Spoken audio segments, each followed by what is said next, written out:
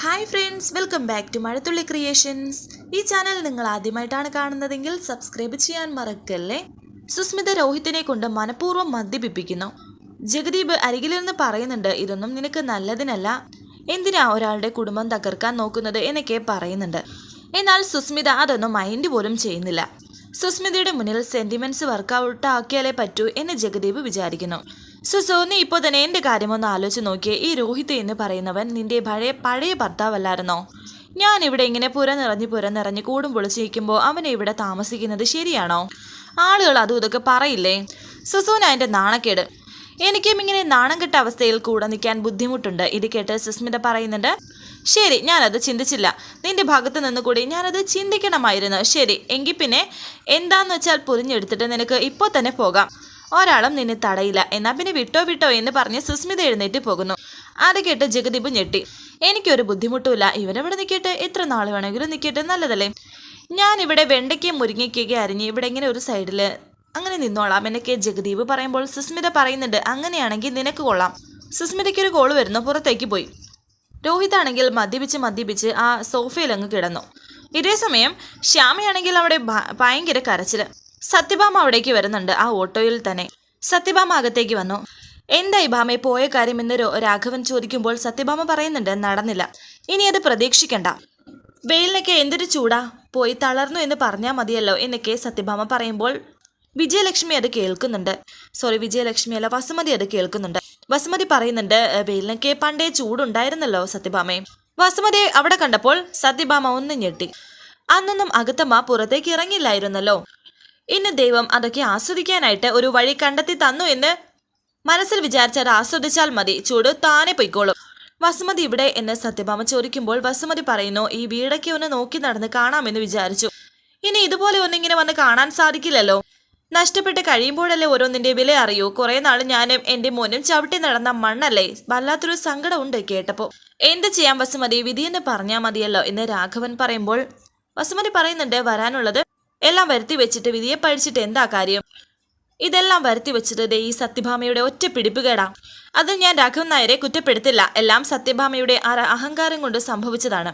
ഇനിയിപ്പോ എന്ത് ചെയ്യും? കൊട്ടയും വട്ടിയും മാറാപ്പും എടുത്ത് തെരുവിലേക്ക് ഇറങ്ങേണ്ട അവസ്ഥ വന്നില്ലേ?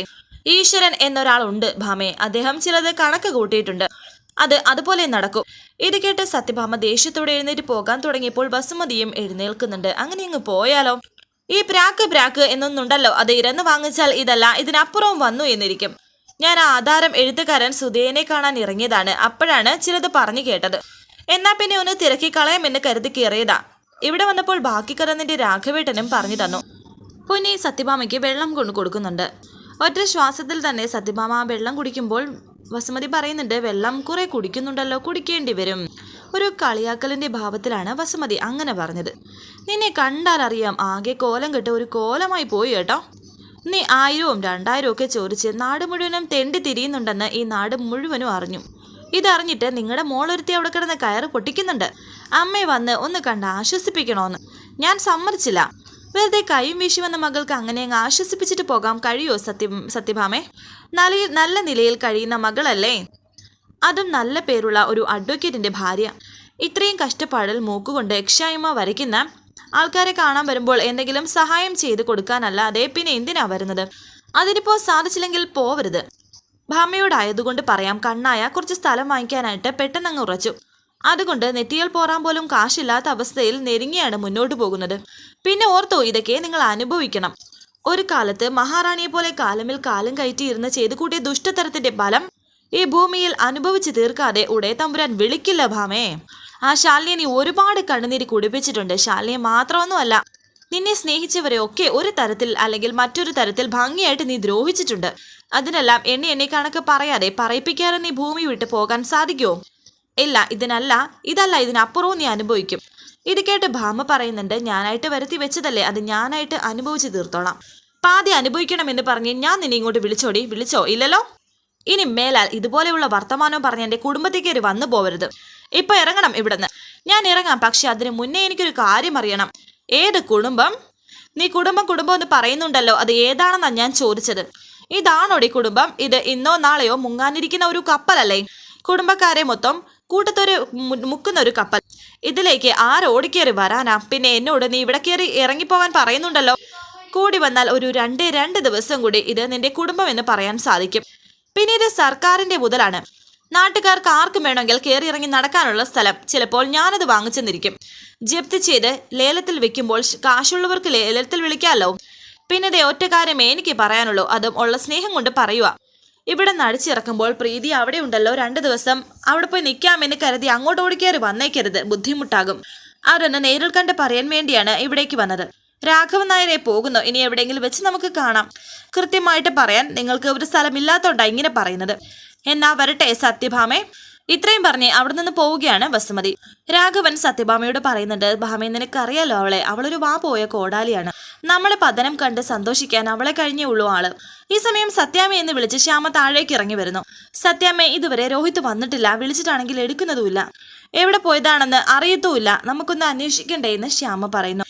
അവൻ എവിടെയെങ്കിലും പോയി ചത്ത് കാണും എന്ന് സത്യഭാമ പറയുന്നുണ്ട്. ഇത്രയും വലിയ ബാധ്യത അവനാണല്ലോ ഉണ്ടാക്കി വെച്ചിരിക്കുന്നത്. അതൊക്കെ ഓർത്ത് സഹിക്കാൻ കഴിയാതെ വിഷം കഴിച്ച് ഒടുങ്ങിയിട്ടുണ്ടാകും.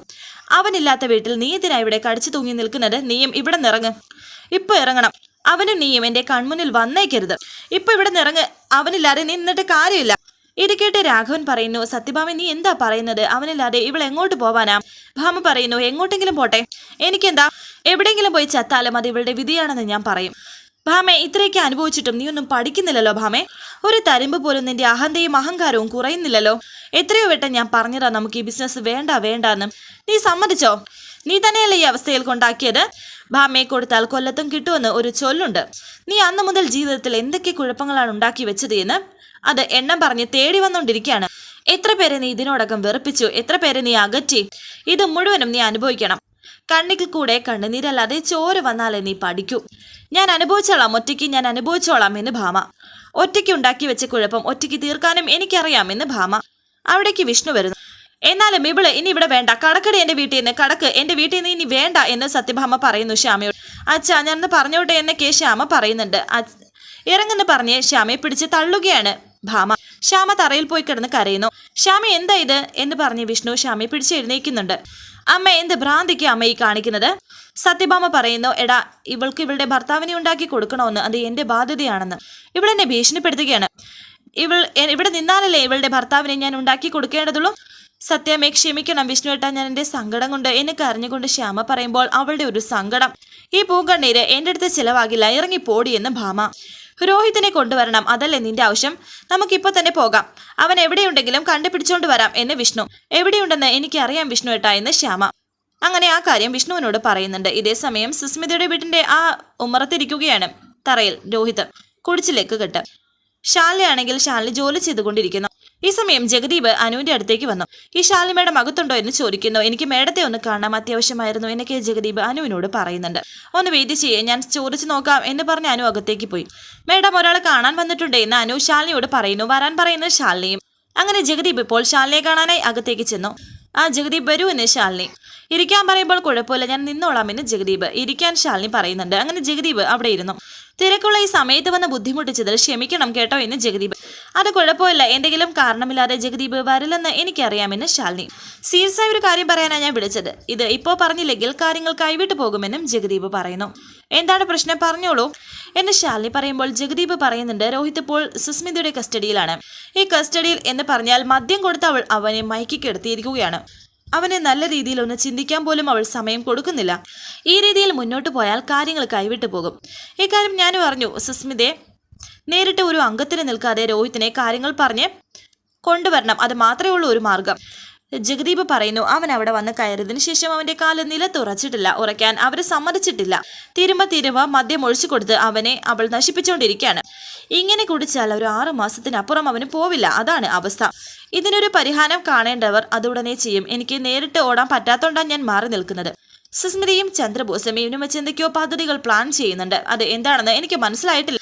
എന്നെ കേൾക്കുന്നതിൽ അവർ പറയില്ല എന്ന് ജഗദീപ് പറയുമ്പോൾ ശാലിനി പറയുന്നുണ്ട്, ഒരു പരിധിവരെ അവരെ കുറ്റം പറഞ്ഞിട്ട് കാര്യമില്ല.